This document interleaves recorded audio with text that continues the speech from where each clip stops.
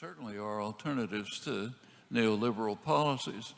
In fact, we've had them in our own history. So take the what's commonly called the golden age of modern capitalism, should be state capitalism, 1950s and the 1960s. It was a regulated, there were no financial crises for a very simple reason. First of all, banks were banks, not speculative investment firms. Secondly, they were regulated under New Deal regulations. So therefore, they functioned within the substantive economy, the actual economy, and there are no crises. We know how to deal with that the same way. Financial transaction tax could radically cut back the predatory behavior of the huge financial institutions. It's a straightforward proposal. There are perfectly possible programs that can be implemented that are radically opposed to the neoliberal programs that in fact would change the country. So let's be concrete. The 2008 crisis, one of the effects was that the government, Obama, essentially nationalized the auto industry. It's a major industry. It was essentially in the hands of the government. The taxpayer bailed it out. There were choices. One choice was the neoliberal choice. Let's bail it out. Public will bail it out.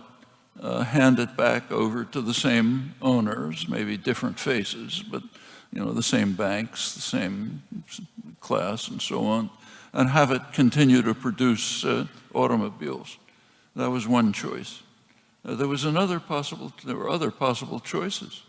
One possible alternative was hand it over to the workforce and the community, let them run it, and let them produce what the country needs, which is not more traffic jams, but rational mass transportation. That was a choice. And in fact, right down the line, there's choice after choice.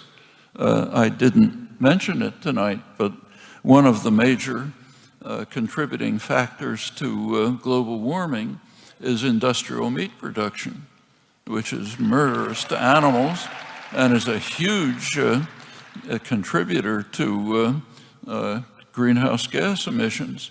It's also probably leading to a major medical crisis. Antibiotics are losing their efficacy because of their mass use in industrial meat production. Well, that's not a law of nature. Those policies can be changed easily. And in case after case, there are certain clear alternatives.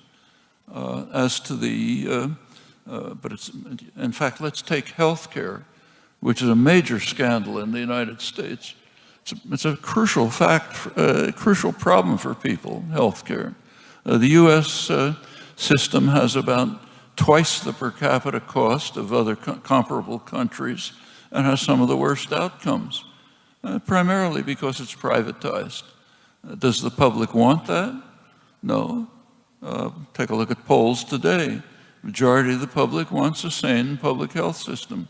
It's been true for years. You go back 30 years, about 70% of the public thought that a national health care system ought to be a constitutional right and a guarantee.